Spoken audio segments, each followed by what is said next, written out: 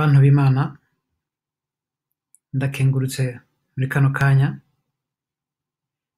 nje kuvuga icigwa gikurikira, icigwa co kwigisha urukundo Imana idukunda, ubukuru bwayo.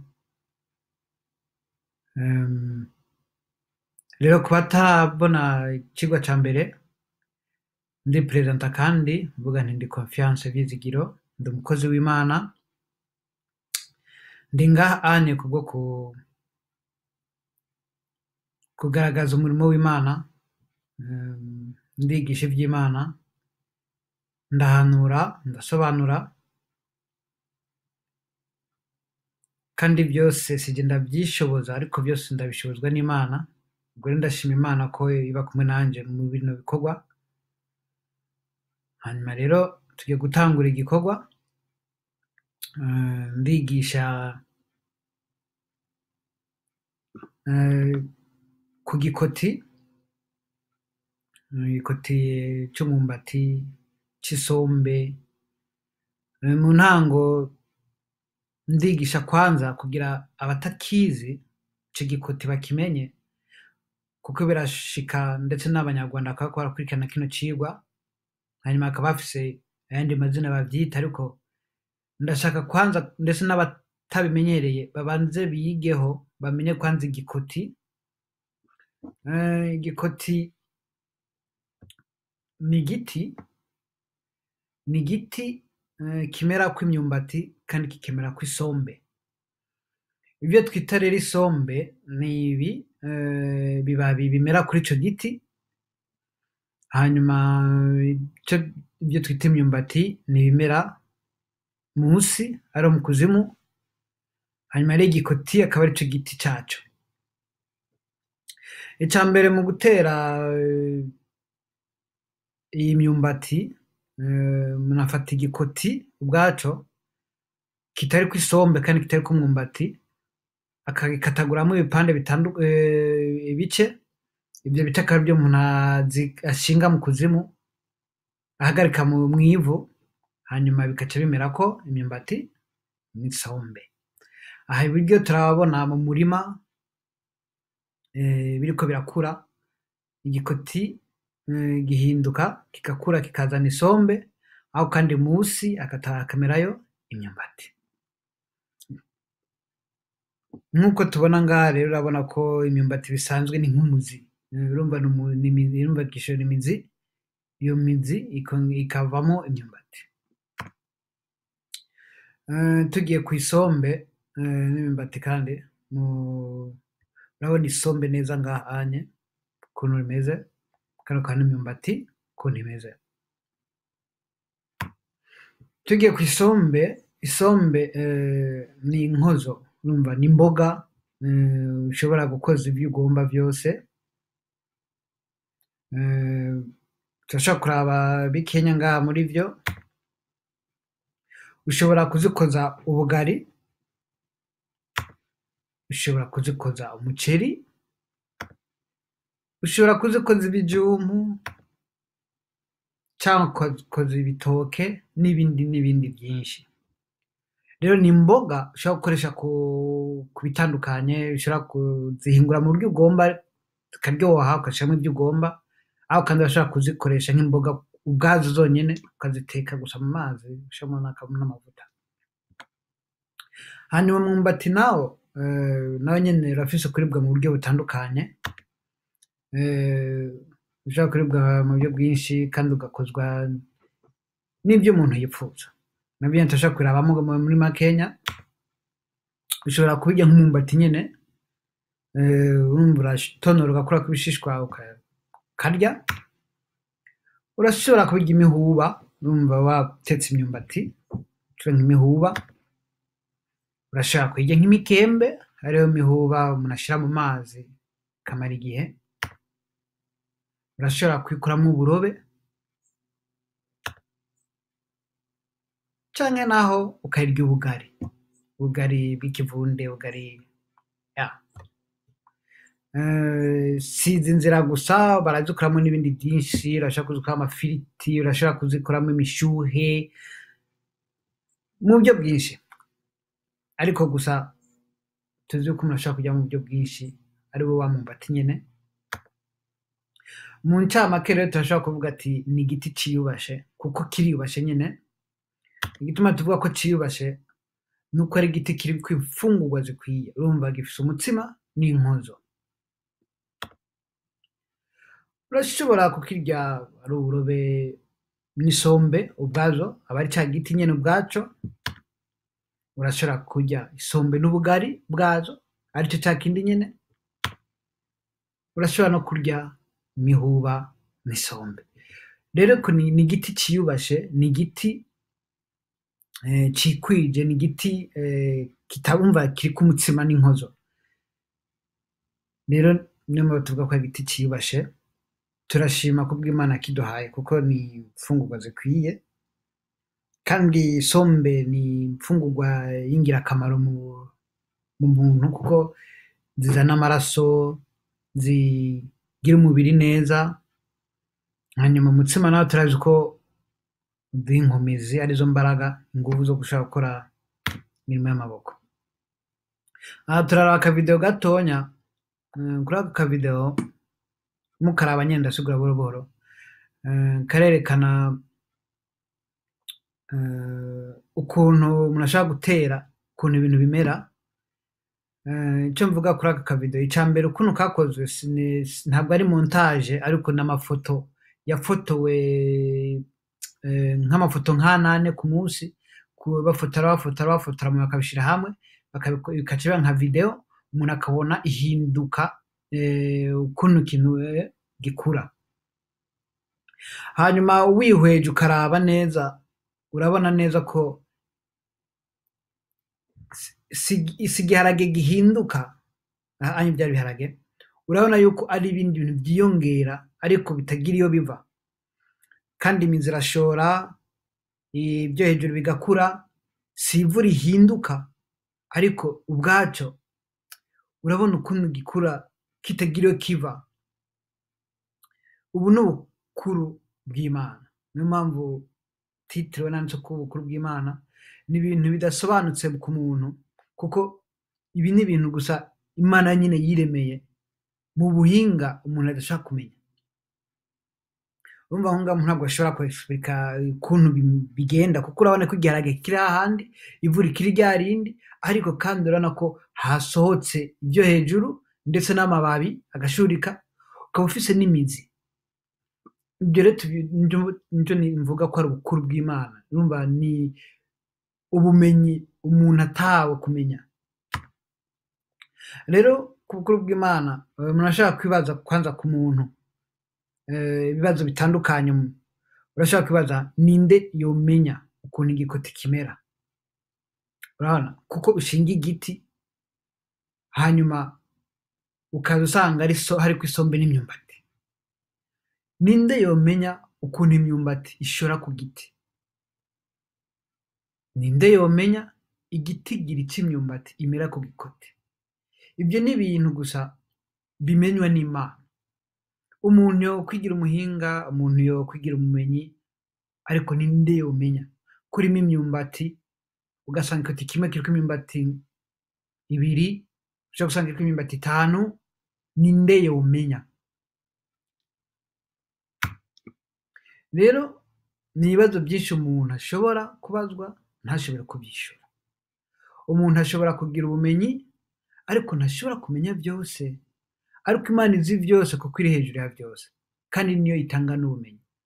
Rero abantu kenshi barigira abanyabwenge, bakaba barazi ngo jewe ndazi, ngo jewe ibi ndabishoboye, ariko umuntu ashobora kumenya vyose, kuko ubwenge bw'umuntu bugira urugero. Nk'uko ubwenge usanga mu muntu umwe n'uwundi budasa. Umwe arashobora gusanga azi matematike, akaba azi 5x5, ushaka kumubaza ibintu bihinyitse kandi akabimenya, ariko undi nawe ugasanga azi kurima. Rero urashobora kuraba ubumenyi bw'umuntu mu bantu batandukanye, buratandukanye nyene. Bamwe bazi bimwe, abandi bazi ibindi. Mugabo rero umuntu ntashobora kubazwa vyose ngo ashobore kubimenya. N'ibizwi n'abantu bose, nta muntu ashobora kumenya vyose, ariko Imana imenya byose kuko iri hejuru ya byose, ndetse n'ibyo tuzi twebwe abana b'abantu tubimenyeshwa nayo. Rero ntabwo umuntu ashobora kuvuga ati ngo nahinyuye iki ngo nahinyuye iki ngo ni jye nakimenyesheje, kuko byose tubimenyeshwa n'Imana, ubumenyi bwose tubahabwa n'Imana. Nico gituma rero mvuga ati ubukuru bw'Imana. Hanyuma ndashaka kwigisha gatonya ku rukundo Imana yakunze umuntu, tukiri kuri ca gikoti nyene. Yaremye aho umuntu azoba kw'isi. Imana yaremye isi n'ijuru, yaremye isi kugira umuntu azaronka aho azoba. Irema ibizobeshaho umuntu byose, ibirema kubw'umuntu, irema byose imbere y'uko irema umuntu imurema ubwa nyuma. Umva rero urwo rukundo Imana yakunze umuntu. Umuntu yokwibaza, ego bamwe muravuga ko mukunda abana banyu, ababafise n'abatabafise barizera ko bazokunda abana babo cane, ariko ninde yakunze umwana wiwe amutegurira ibintu bizomubeshaho atarabaho? Ninde yaguriye umwana impuzu azokwambara akivuka, azokwambara kwiza imyaka 5, azokwambara kwiza imyaka 20? Ninde? Ariko kubw'urukundo Imana yakunze umwana muntu, yaremye ibizomubeshaho imbere y'uko irema uwo muntu. Nako yaremye isi, irema ibiyimeramwo, irema ibyo umuntu azofungura, hanyuma nakurema umuntu. Imana yateguye integuro nziza, yateguye ikizobeshaho umuntu itararema umuntu. Ni urukundo ruhambaye kandi igirira neza abantu bose, abapagani n'abakijijwe. Kubw'urwo rukundo nyine niyo mpamvu ababi bose, haba abakora ibyiza, bose babeshwaho n'ibijya nyine Imana yaremye. Rero urukundo rw'Imana ruri hose kandi rukuri bose, kuko Imana ntirobanura, ikunda bose, kuko n'abapagani nibagaburira, n'abari mu ntambara abicanyi bose nibagaburira, kuko babeshejwe kandi nyine n'ibyo Imana yenyine yaremye, kandi nyine yari yabaremye. Rero Imana ifise umugambi mwiza kandi munininya ku muntu. Imana ikunda umuntu kurusha byose. Imana irutisha umuntu n'abamarayika. Imana ikunda bose. Kubw'umuntu umwe yemeye gusenda abadayimoni, ibata mu ngurube. Umva, yemera ko hapfa ingurube nyinshi kugira ngo umuntu umwe abohoke. Imana ikunda umuntu kurusha ibindi biremwa byose. Imana irutisha ibiremwa byose. Imana ishira umuntu hejuru kurusha byose. Kuri inyigisho turayigaruka ko gatonya tugeze ku majambo. Kandi ijambo riravuga riti, mwijuru haba umunsi mukuru mu gihe umuntu umwe yihanye. Umuntu akundwa kurusha ibindi byose. Imana ikunda umuntu kurusha byose, kandi n'iby'isi byose byaremwe kubw'umuntu, kandi umuntu kubw'umuntu nibyo byatumye Imana iraza mu isi kubw'umuntu kugira ngo umuntu aronke gukira. Yemera kubambwa ku musaraba kubw'umuntu. Rero ukundwa cyane muri byose ni ugororotse. Imana irakunda abantu bose, irakunda abapagani, irakunda abanyabyaha, irakunda bose, ariko ikunda umugororotsi cyane kurusha abandi bose.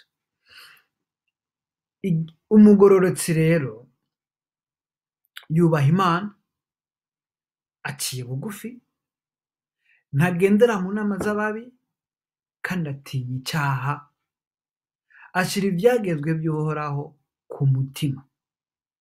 Ukubaha Imana rero no guca bugufi, ibyo byose nibyo biranga ubugororotse. Ubu rero niwe yitwa ubugororotse, ubu rero niwe akundwa n'Imana kurusha byose. Uguca bugufi ni ukutishira hejuru. Rimwe na rimwe umuntu arashobora gushika ahantu akabona abantu bakwarisha amaboko, ngo njye sinshobora kurisha amaboko. Gusa uguca bugufi, uguca bugufi yemera kuba uko asanze abandi ari. Uciye bugufi ni nk'Imana yemeye kuza mu isi kandi igasangirana n'abanyabyaha, ko niko guca bugufi. Ariko umuntu urashobora gusanga ananirwa no guca bugufi, akishyira hejuru muri byose, ntabwo ashobora kurya ibi, ugasanga ashitse mu bakene, aragaburiwe ariko aranse kuzirya ngo kubera impamvu zitandukanye. Rero tugiye ku ijambo, kuko zishobora gufata umwanya munininya kuko murambirwa. Ku ijambo turaraba muri Zaburi 104 ku murongo wa 14, haravuga ngo umereza inka ubwatsi, umereza imboga zo kugaburira abantu, kugira ngo bakurire umutsima mu ivu. Urabona ko Imana yakunze umuntu, imereza ubwatsi. Ubwatsi yamereze kubera iki? Kugira n'ibikoko bironke gufungura. Example, inka irya ubwatsi. Ubwatsi ntibwaremwe ngo abantu baburye, oya, ariko ubwatsi bwaremwe kugira inka zibashe gufungura. Ariko kandi n'inka ziriho ku bwacu, nizo ziduha amata, nizo turya inyama. Imeza imboga zo kugaburira abantu, aribyo za bikoti n'ibindi, kandi bigira kugira bidukurire umutsima mwiza.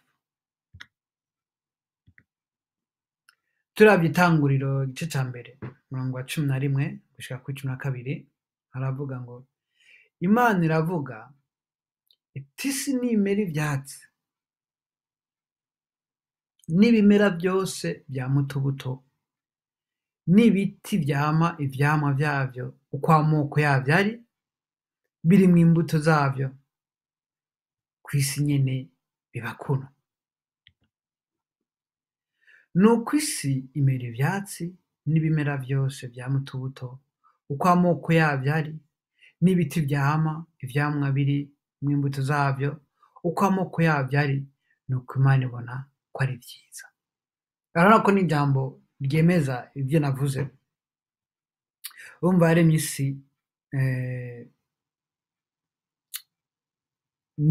imerezamwo ivyatsi bya bindi nyene twavuga, n'ibimera byose vyama utubuto, n'ibiti vyama ivyamwa vyavyo uko amoko yavyo ari. Urumva yaremye ibifungurwa bizobeshaho umwana w'umuntu, kandi ibi byose bikora imbere yo kwirema umuntu. Ndetse ibi bimera n'imbuto zavyo, imbuto zo kugira tubashe turonka kuzitera, kugira no muri kazoza tuzokwamane dufise ivyo dufungura. Kuko iyo wimbuye imyumbati nta uvuyeho, mugabo rero tuca turonka imbuto zo gutera kugira bishishikare bimera, tubandanya turonka ivyo dufungura.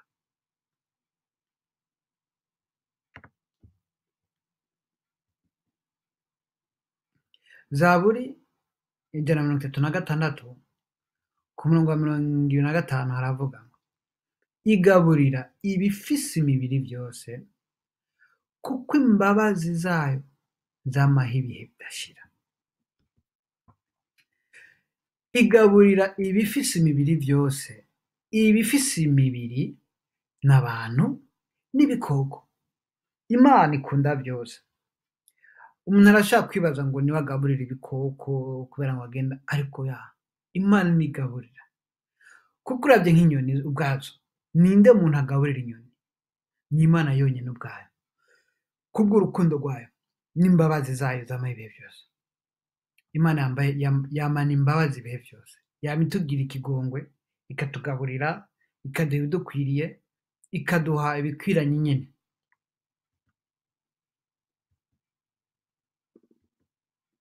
Hanyuma turavye Zaburi 146:8, naho nyene haravuga ati, Uhoraho niwe ahumura impumyi, Uhoraho niwe yemesha abahetamye, Uhoraho niwe akunda abagororotsi. Aha rero tugaruka kuri bwa bukuru bwayo, kuko nta wundi yohumura impumyi, nta wundi yemesha abahetamye, kandi nta wundi akunda abagororotsi atari Imana. Umugwanizi ari we Satani ntabwo ashaka gukunda abagororotsi. Umuntu akiri mu vyaha akorera umugwanizi ntabwo ashaka gukunda umugororotsi, ariko Imana yo ikunda umugororotsi. Imana ikunda bose, ikunda n'impumyi. Umuntu arashobora kumaramazwa no kugendana n'ikimuga n'impumyi, ariko Imana yoyo ntikunda bose. Ariko muri vyose igakunda abagororotsi kurusha vyose. Zaburi 1:1 gushika ku wa 3 haravuga ngo, hahirwa umuntu atagendera mu nama z'ababi, nibo abagororotsi, adahagarara mu nzira y'abanyabyaha, aticarana n'abacokoranyi, ariko ibimuhimbara biri mu vyagezwe vy'Uhoraho, kandi ivyagezwe vyiwe nivyo ashira ku mutima ku murango no mw'ijoro. Azoba nk'igiti gitewe hafi y'imigezi y'amazi, cama igihe caco, ibibabi vyaco ntivyuma, ico azokora cose kizomuberako. Aha kuri hahirwa, iri jambo hahirwa riragutse cane, nzoriza ko hanyuma ku zindi nyigisho nyene, ariko iri jambo hahirwa riragutse cane. Hanyuma turavye hahirwa nde, tugaruka kuri ca kindi kivuga yuko umuntu akundwa kurusha ibindi vyose. Umuntu niwe yashizwe hejuru, umuntu niwe akundwa. Hahirwa umuntu apana igikoko, hahirwa umuntu apana isi, hahirwa umuntu. Rero igihirwa, uwuhirirwa n'umuntu gusa, umuntu niwe ahirirwa. Umuntu rero niwe akundwa kuko ari we muhirwe. Ariko rero agahirwa utagendera mu nama z'ababi, utagenda mu bakora ibibi, udashigikiranya n'abakora ibibi, udafatanya n'abakora ibibi, adahagarara mu nzira y'abanyabyaha, kandi aticarana n'abacokora. Ariko ibimuhimbara, urumva nyamuntu bwiwe ibimuhimbara ari biri mu vyagezwe vy'Uhoraho. Ahimbagwa no kudakora icaha, ahimbagwa no kutagenda mu kaburegwe, ahimbagwa n'ivyagezwe vy'Uhoraho. Kandi ivyagezwe vy'Uhoraho nivyo ashira ku mutima, ku murango no mw'ijoro. Bisigura yuko agendera ku vyagezwe vy'Uhoraho. Ivyo Uhoraho abona ko ari bibi yitandukanya navyo, ariko ivyo Imana ibona ko ari vyiza Uhoraho akaba ari vyo agenderamwo. Agenda mu gukora ivyiza, agenda ahanura, agenda akora ivyiza gusa, ibihimbara Imana, umurango n'ijoro. Uyo rero akora ivyiza, uyo rero akora ivyo Imana ishima, uyo rero yitandukanya n'ibibi kandi yitandukanya n'abakora ibibi bidasigura ngo uhunge abanyabyaha oya uraba nabo kugira ubigishe kugira ubahe kumenya ibyagezwe by'uhoraho bamenyeshe ko bari mu byo barimo bitari byo ariko ntufatanye nabo kuko niko kutagendera mu nama z'ababi uwo rero azoba nk'igiti gitewe hafi y'imigezi y'amazi igiti gitewe hafi y'imigezi y'amazi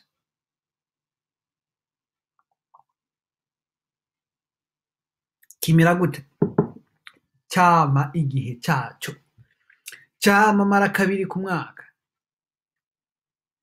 ibibabi byaco ntibyuma kuko kiri ku migezi nyine umva kiravomererwa kiguma gitotahara kiguma kimera ivyamwa rero uwo muntu ameze uko icyo azokora cyose kizomuberako kuko azoba ashigikiwe n'Imana iyo migezi igereranywa na mpwemu yera bisigura yuko batagendera mu nama z'ababi uwagendera ku byagezwe by'uhoraho uwo onye rero yamana n'Imana mpwemu yera yama muri we bigatuma yama kandi ivyama bye bikaba amatunda meza ku bantu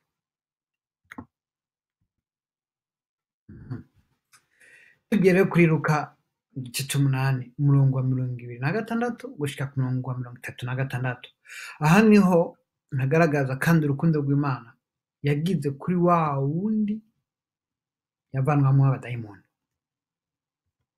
turazoma haravuga ngo bafata hakurya mu gihugu c'abageraseni kirabana n'i Galilaya ashitse musozi umuntu yavuye mu gisagara yinjiwemwo n'abadayimoni aramusanganira yari amaze iminsi myinshi ata mpuzu acambara nta nzu yabamwo yaba mu masenga y'imva abonye Yesu arasemerera amwikubita imbere avuga n'ijwi rirenga ati duhuriye hega Yesu umwana w'Imana isumba byose ndakwinginze ntumbabaze agashinyaguro kuko yarabariye iyo mpwemu ihumanye kuva muri uwo muntu yahora imutera kenshi kandi bamubohesha iminyororo ku maboko no ku maguru bakamurinda agacagagura ibimuboshe dayimoni akamukubebera mu bugaragu Yesu aramubaza ati witwa nde aramwishura ati ndi Gitero kuko abadayimoni benshi bari baramwinjiyemo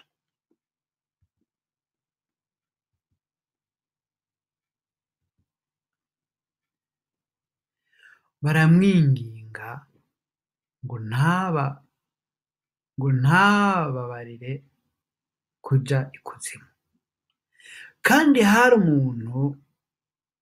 umukuku w'ingurube nyinshi zirisha kuri uwo musozi baramwinginga ngo abemerere kuzijamwo arabemerera abadayimoni basokoroka muri uno muntu binjira muri nyangurube umukuku wirukira ku gatembwe zisuka mu kiyaga amazi araziniga abaziragira babibonye barahunga babivuga mu gisagara no mu misozi nabo bavayo baza kuraba ibyabaye bashika aho Yesu ari basanga wa muntu yavuwemwo n'abadayimoni yicaye iruhande y'ibirenge bya Yesu yambaye kandi ubwenge bwagarutse barati ababibonye babiganirira ingene uwari yinjiyemwo n'abadayimoni akijijwe rero kuri no Luka Iki kirimwo inyigisho nyinshi kandi zitandukanye, umuntu ashobora kukiraba mu buryo butandukanye, umuntu ashobora kugitahura mu buryo bwinshi, ariko ndabereka mu bice bimwe bimwe kugira ndabereke kumbere n'ibyo mwoba mutabonye, kuko hariho benshi baba baramaze gusoma uno murongo.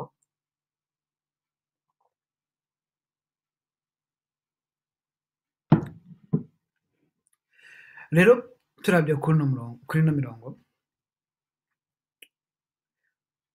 aha haravuga ngo ashitse musozi, umuntu yavuye mu gisagara yinjiwemwo n'abadayimoni aramusanganira. Ica mbere urabona ko uno muntu yari yinjiwemwo n'abadayimoni, yari amaze imisi myinshi ata mpuzu acambara, yari gusa, nta nzu yabamwo, kandi yaba mu masenga y'imva. Urumva ko uwo muntu yari umusazi, yari amaze kuba umusazi ku bw'abo badayimoni. Abonye Yesu arasemerera, amukubita imbere, avuga n'ijwi rirenga ati, duhuriye hega Yesu umwana w'Imana isumba vyose, ndakwingize ntumbabaze agashinyaguro. Aba rero basemerera ni bande?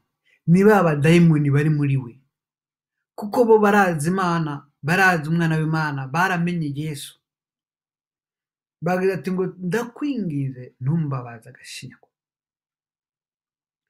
Ivyo rero vyavuze kubera iki? Kuko yari abariye izo mpwemu, babwiye iyo mpwemu, ariko ni mpwemu ihumanya kuva muri uwo muntu. Urumva yari azisenze izo dayimoni. Yahora imutera kenshi, kandi bamubohesha iminyororo ku maboko no ku maguru, bakamurinda agacagagura ibimuboshe, dayimoni akamukubera mugaragu. Urumva ko bafise inkomezi, zari izo dayimoni zari muri we, zari zifise inkomezi nyinshi cane, zari dayimoni zikomeye cane. Izo dayimoni zo zamugize umusazi.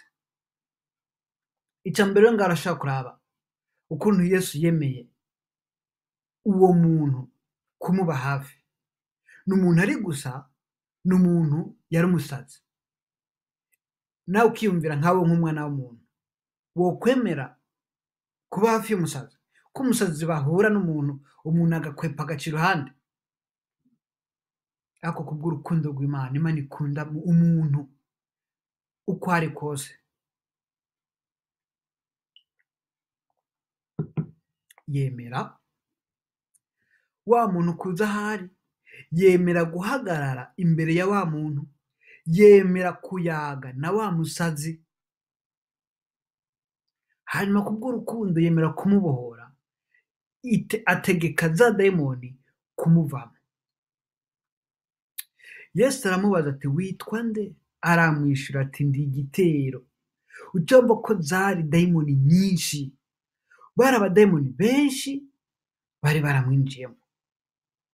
Uwo muntu yari yuzuyemwo abadayimoni, yari aboshwe impande zose, uburyo bwose.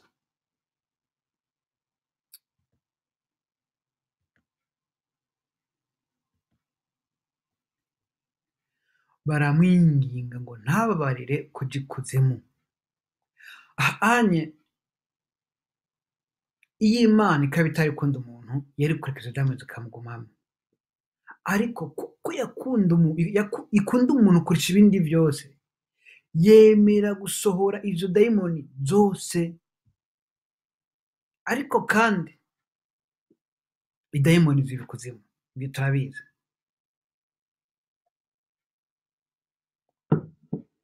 Ariko n'idayimoni ubwazo, urabe kino gitangaza, ukuntu n'idayimoni ubwazo izizi ikuzimu, zirahazi, ziratinya ikuzimu, kandi imuhira iwabo ari ikuzimu, ariko zo ubwazo zigatinya ikuzimu. Kubera iki? Kuko Satani ubwazo ariwe mukuru wazo, ntaborohereza. Baramwinginga ngo ntababarire kuja ikuzimu, kuko Imana itegetse nuko bigenda. Yibategeka bari kugenda. Rero Imana niyo isumba vyose, Imana niyo ubushobozi bwose. Yesu yari afise inkomezi zose, yari afise autorite zose, kandi ico yavuga aracumva. Raba rero ukuntu idayimoni ubwazo zitinya ikuzimu, ariko abana b'abantu ntibatinye ikuzimu, bakemera kuguma mu vyaha bagapfira muri vyo kandi bazi ko impera yavyo ari ukuja ikuzimu. Ariko n'idayimoni ubwazo ziratinya ikuzimu. Idayimoni z'inkomezi ubwazo ziratinya ikuzimu. Kandi hari umukuku w'ingurube nyinshi zirisha kuri uwo musozi. Baramwinginga ngo abemerere kwinjira muri izo, arabemerera. Urabona urukundo rw'Imana. Urukundo rw'Imana yakunze umuntu yemera umukuku w'ingurube ko ari wo izo dayimoni zijamo, ariko zireke uwo muntu abohoke kuko ikunda umuntu kurusha ibindi byose. Yabohoye umuntu kuko ikunda umuntu kurusha ibindi byose. Yemera ingurube ko zipfa, yemera ko ingurube zinjizwamo n'abadayimoni, ariko umuntu we, uwo muntu umwe abohoke. Ibaze rero, iyo Imana ikaba idakunda umuntu cyane, kuko yasenze abadayimoni bangana uko, igitigiri kingana uko, kubw'umuntu umwe. Rero Imana ikunda umuntu kurusha ibintu byose. Kubw'umuntu Imana yo kwemera n'isi yose ikaranduka, kuko ikunda umuntu kurusha byose. Imana ikunda umuntu kuruta n'abamarayika. Hanyuma rero kucyo twavuze habi ikuzimu ukuntu ari habi. Rero abantu bari bakwiye kumenya ko ikuzimu ari habi, kuko ni dayimoni zirashinga intahe ko ari habi nyine. Raba ubwazo ntizigomba, dore ko byo babizima ko byo kwibera mu ngurube zikaguma ziherera aho nyine, ariko ntizisubye ikuzimu. Ariko umuntu ugasanga yemera impera zo kujya ikuzimu kugira ngo aronke amaronko yo mu isi. Ariko abantu bari bakwiye kumenya, abadayimoni basokoroka muri uno muntu, binjira muri nyangurube, umukuku wirukira ku gatembwe, zisuka mu kiyaga, amazi araziniga. Izi zari dayimoni zingahe? Idayimoni nyinshi cyane. Zari zizi inkomezi z'Imana, zari zizi ko Imana ari Imana, zemera kumvira Imana, ziva muri nyamuntu. Raba rero urukundo Imana ikunda umuntu, kandi ukuntu umuntu yifyinatira.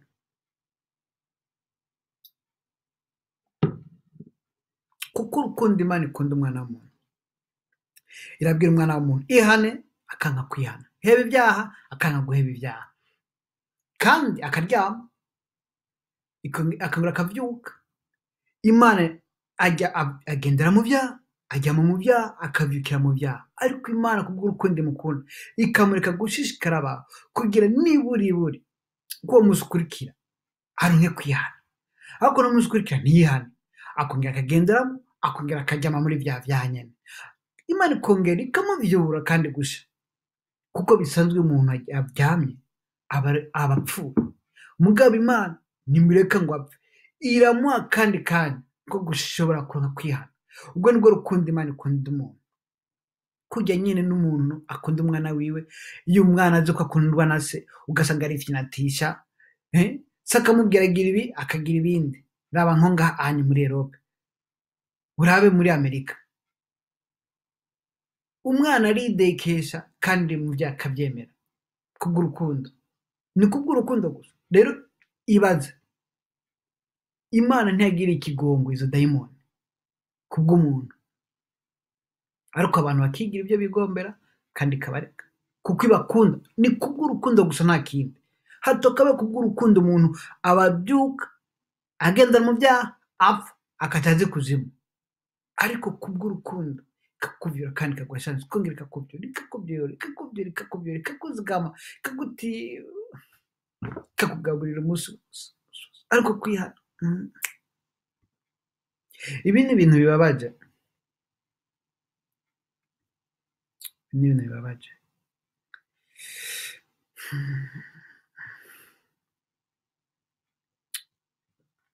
Yongeregera nyamuntu muzima, imuha umwambaro, basanga yambaye, ubwenge burabugarura. Abantu basanga wa muntu umwe batakunda, umwe batahaye impuzu, umwe yari umusazi, umwe batafashije, umwe babohagira, umwe bahevye atarafise n'ahaba, yicaranye na Kristo. Ubwo ni urukundo Imana ifitiye umuntu. Ninde yokwemera kuba hafi y'umusazi? Ninde yabonye umusazi agenda ari gusa amuha impuzu? Ko umuntu afise impuzu nyinshi mu rugo, kandi tuvukana, ariko Imana urukundo ikunda umuntu, ikunda wewe, ikunda jewe, nibwo ikunda n'umusazi, nibwo ikunda n'ibimuga, nibwo ikunda n'utabona, nibwo ikunda, yo ntigira ishishe canke ngo igaye ngo kuko ngo ibi n'ibi, oya, niyo ikunda n'ibiragi, kandi niyo tureme twese. Imana iradukunda kubw'urukundo rwayo, tukwiye kuyumvira, tukaba dukwiye kwihana, tukaba dukwiye kuyigororokera, tukaba dukwiye kuba abayihimbara, tukaba dukwiye kugendera mu vyagezwe vyayo, tukaba dukwiye kwitandukanya n'akaboregwe, turetse no kubw'urukundo rw'Imana, kubwo gutinya gusa ikuzimu, tukaba dukwiye kwitandukanya n'ivyaha kugira ntitubabahonera muri vyo, ngo dupfe muri vyo hama ngo tuje ikuzimu. Abantu tukaba dukwiye kwihana twese kubw'urukundo rw'Imana, kubw'ubuntu Imana itugirira, tukaba dukwiye kuyumvira. Abantu tukaba dukwiye kumenya urukundo rw'Imana rwose, ukuntu yaje mw'isi akemera akabambwa ku bwacu, yiyambuye icubahiro cayo kubw'umuntu. Umuntu yahawe agaciro kose.